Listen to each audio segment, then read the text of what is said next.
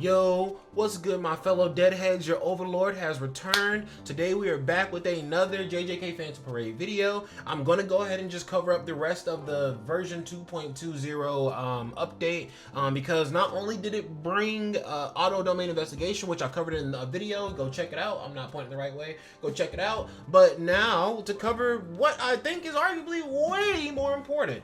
Guys, I'm gonna go ahead and tell you right now. These materials right here, these items right here are from Cursed Sweet Battle. If you do not know, if you've been living under a rock, or if you just don't give a shit and you just kind of tapped in randomly because I'm talking. Basically, Cursed Sweet Battle is a new game mode that is introduced into the Japanese version of the Japanese version of JJK Phantom Parade. And it introduced a hidden potential system, and if you want to think about it, kind of like how Dokkan did the hidden potential system, you needed to get dupes of characters to unlock the hidden potential system all the way. And actually, now that I think about that, the hidden potential system in JJK Phantom Parade is so much better than Dokkan because you don't have to get dupes of the character to unlock those extra parts, right? But literally, the hidden potential system is kind of like, it feels like it completes the stats for a lot of really shitty characters. And there's some characters that get like extra little buffs and everything from it. And I'm pretty sure that these buffs are going to continue to come out like progressionally. And eventually every single character is going to be to a point where all of their skills get extra buffs from the hidden potential system. And then we'll probably even get to a point where every single new character that drops automatically has a fully just like realized potential system where they're getting the extra stats from all the nodes, but also they already have their extra skills being buffed and everything like that. But guys, one thing that I do want to say is this is very important right here because this is telling us new feature, material conversion synthesis is coming soon.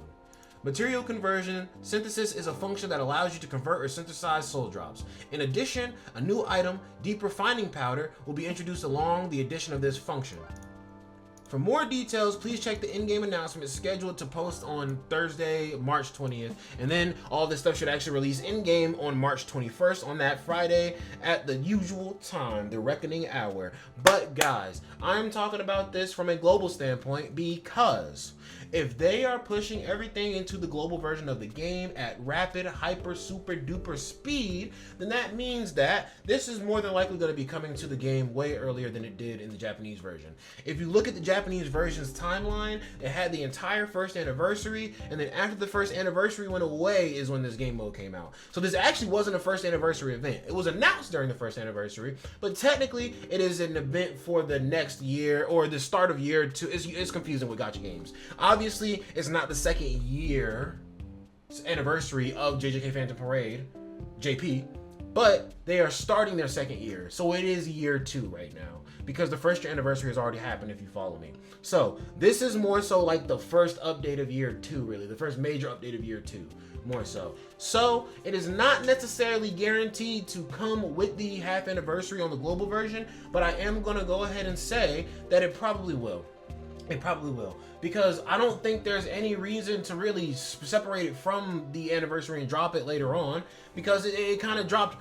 It dropped right after the anniversary, but during the start of the Shibuya stuff really popping off. And like, yes, the Shibuya stuff is really hype, but then again, it is literally just regular story content of JJK. Like, it's super hype, but the entire story of JJK, not Phantom Parade, the entire story of JJK is just hype as shit in general. So literally, that's why they have the wiggle room to move all of these events and characters around and everything, because it is all at the end of the day based off of the story. And sometimes the story is going a little bit faster, and when the story is going a little bit faster on our version, that means they can drop stuff a lot faster, right? So it doesn't take away from the fact that the first anniversary and the half anniversary, like, it doesn't take away from the first anniversary that it's going to be the half anniversary. It's literally just following the story progressional points, guys.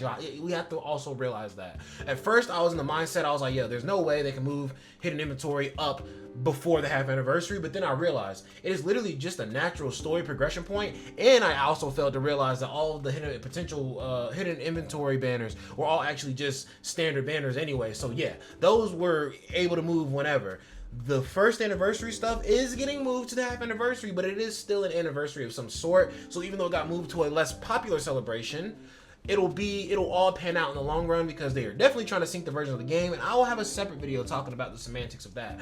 But basically, with them trying to do all of that, I'm pretty sure that it just doesn't make sense for them. Now, I finally collected my thoughts. it does not make sense for them to leave integral pieces of the game like this out at certain progression points when they're obviously trying to catch up to the JP version. If they weren't trying to catch up to the JP version, why have we gotten everything on the global version literally basically at 3 times the fucking speed? How about 3 times the speed? I say more than 2 times the speed, but like, would you agree if I said we were getting stuff basically at 3 times the speed? Because basically we are getting stuff at like 3 times the speed. I want y'all to understand that I did a video breaking down everything that we're supposed to be getting to catch us up to where the half anniversary was, or where the first anniversary was, right? For our half anniversary. Guys, it is like 7 character banners. 2 of them are reruns, of course, of the hidden inventory, but like 5 of them are just like new character banners. Like, we get a bunch of map events and story events that we're still missing out on, like all this stuff. And we only have, from this day right now, we only have like 7 weeks to fit all of that stuff in up into the anniversary. So it's like, you already have 7 weeks time and have a manuscript of things that you need to add into the game to be caught up by the half anniversary. And it's just like, why would you want to be behind by the time we get to the half anniversary point when you're clearly trying to sync the games? And why would you 2 want to still be trying to like fill in the gaps with random stuff that could have just came out when it was supposed to come out and make it harder for yourself to sync the games up in the future? It just makes logistical sense, guys. They're obviously pushing the global version to meet the JP version, so why would they make it harder on themselves and not incorporate major things into major celebrations where they were essentially attached to? Because Curse Sweep Battle and the Hidden Potential system again came after the anniversary, but they kept harping on the fact that it was coming while we were in the anniversary. So even though it's not directly an anniversary thing, it still feels very close to an anniversary thing. And it's so weird to be in an experience where this is pretty much the start of year 2 JJK Phantom Parade JP, whereas it's going to be the half anniversary for global, right? But I'm certain that this is coming. So another reason why I want to bring this up too is because if they're trying to get everything in and get everything all said and done and get both of the games caught up and everything, and guys, by the way, my speculation is that the games will be caught up by this. I think that by the time JJK Phantom Parade is on the 2nd anniversary, global will have speed ramped so much that our 1st anniversary matches their 2nd anniversary, and then we're just going to have worldwide anniversaries from that point on, and then we're still going to have half anniversaries because both of the games essentially dropped at the same time. The JP version dropped on November 21st, 2024, or 2023, and then the global version dropped November 7th, 2024. So quite literally a year and 2 weeks apart, or I guess 2 weeks under a year. So that's the kind of like split of them. So it's very easy to sync them up on a same time schedule. I even think that the release of the global version was to meet that effort. So again, if they're bringing this by the half anniversary, do you think that they're gonna wait to add in this new material conversion synthesis shit? And do you think that they're gonna wait to give us this deep refining powder? Or do you think they're gonna make it easier on themselves? And that they're just gonna add auto skip domain investigation in the powder during the half anniversary? I'm just saying. I made my video and I made my case to why it's going to be the golden era of JJK Phantom Parade. A global player is about to experience a world that a JP player has never had the chance to experience. And honestly, I'm now thinking about this. There's just so much extra stuff that can be added in because we don't even know, dude. Like literally, I tracked down all the stuff that's on the wiki for everything that's coming. But y'all have to understand, they add a new thing to the global version of the game that's never been on the JP version of the game literally at least once a month. At least once a month. What was it? Okay, they at first tried to work in 2x drops on enhancement dungeons and domain investigation multiple different times in multiple different ways during multiple different periods. And literally time and time again, it seemed like they kind of just didn't find a rhyme or reason to it until finally they said, screw it, let's just do it every weekend. Who cares? The JP version does not have anything that good. That says JFK files release. I thought it said JJK files release. I was about to say, hey, yo, did we just find a double dungeon in this video? Hold on, chat. But literally, then you have the secret shop. The JP version has never had the secret shop. And when they first added the secret shop, it seemed like the secret shop was just like this kind of random one-off thing for the weekend. And then you get past the weekend and you just keep getting random prompts for the secret shop. And you're like, wow, this is permanent? Bro, the secret shop literally is bundles. It's literally just straight up cubes that you purchase, but instead it turns them into bundles and just adds crazy ass stuff on them, depending on you doing random things in the game here and there, right? Then we also have the wish list that is going to be added in next month, where you can literally just pick up a free SSR like every month. So it's just like, bro, global low-key is already kind of like the peak, the canon timeline. I call this the canon convergence. Basically, global and JP are about to converge, their schedules at least, but the global version is going to become the canonical timeline because all of the stuff is going to be far superior in the global version. We're going to get all the stuff way faster. We already have a good understanding of the stuff, but that comes with any gacha games that have a time gap between the two versions. But we also just keep getting random things added on, and I'm going to be honest with you. The first little chunk of JJK Phantom Parade has been rough. Or it was rough, or people said it was rough. It wasn't really that rough. People just don't have self-control, and just because they see a banner in their face, they think, oh, I have to summon, right? That no self-control. That's all it was. But realistically, the game was doing great. They were dropping stuff at a rapid rate so that we could get things at a rapid rate, because everybody wanted to cry about, you know, Hollow Purple Gojo and Momo and Incomplete Domain Megumi and all of them dropping early and everything. Everybody wanted to cry about that shit. Nobody wanted to cry when the standard banner update and the pity system carryover came month 3. Do you know how long it took for that to come in the JP version, bro? I don't either. But it took a really long time. So, and I don't feel like going to the timeline right now. But even still, it's just like nobody was complaining. It's like, bro, you can't have your cake and eat it too. I can, but that's because I'm the gacha whisperer. But the regular person cannot have their cake and eat it too. You cannot sit here and cry and boo-hoo and be like, oh no, they're dropping all this stuff so fast, and talk about how bad they are at giving out cubes when you aren't even trying to save them. And then be like, yo, this is the greatest game ever whenever they drop the standard banner update, right? It's just like, bro, if you can't summon on the standard banner update, you obviously did some things that you just shouldn't have been doing in the first little section of it. And if you summoned on every single banner that came out, that's your fault, that's your problem, bro. Deal with it. Who cares? Who gives a fuck? But at the end of the day, this is a wonderful thing nonetheless, and I have a very strong feeling that when they introduce this, like, bro, I think our half anniversary is gonna clap harder than JP's first anniversary. That is why we're in the golden era of Jujutsu, because we're about to have a crazy little reward binge. Dude, the amount of time that JP had, like the span of time they had for something like the Chica Chica Explorer stage to get incorporated in, and then for them to also get the event marathon. There was such a huge gap of time between those things for them to all come. But I'm gonna be honest with you, I think best case scenario, we get those two like extra award style events like extremely early within the next 7 weeks, right? And they come like pretty much on top of each other, right? So we're just doubling down on the rewards.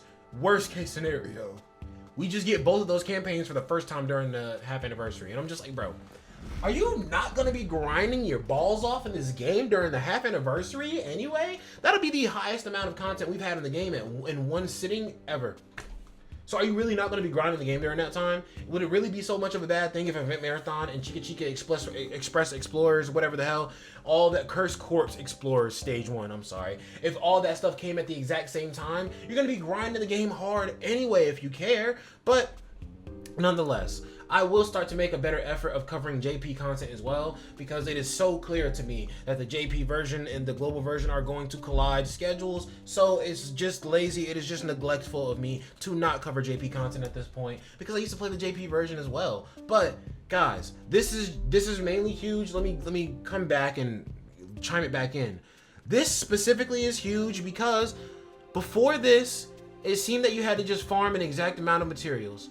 Now, if you're going to be able to collect this little powder on the side and everything, say you run out of runs at the end of the week or something like that, and you're just like, yo, I have enough powder to just convert and make a bunch of these. I can finish this character that I was trying to work on for the week. It's like, yo, all that does is make the difference from you having to wait to get this character done this week or the next week.